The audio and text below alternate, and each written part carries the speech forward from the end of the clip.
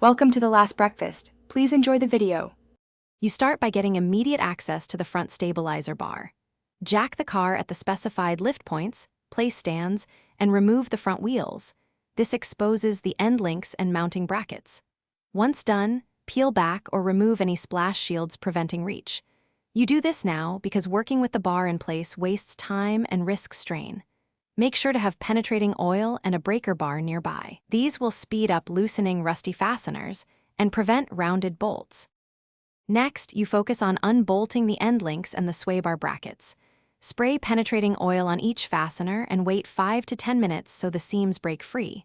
While you loosen the lower link bolt, support the control arm to prevent sudden drop. This protects bushings and your hands. Remove bracket bolts next. Pry the rubber bushings out if they stick. Once loose, slide the bar rearward to disengage from mounts and carefully lower it out of the engine bay or subframe opening.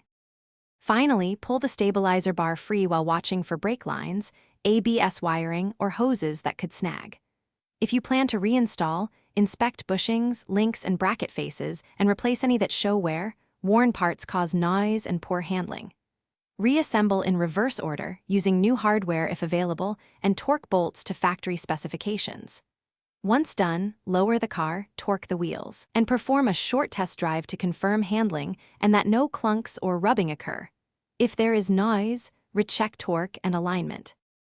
Thanks for watching. If this was helpful, leave a like and consider subscribing. See you next time.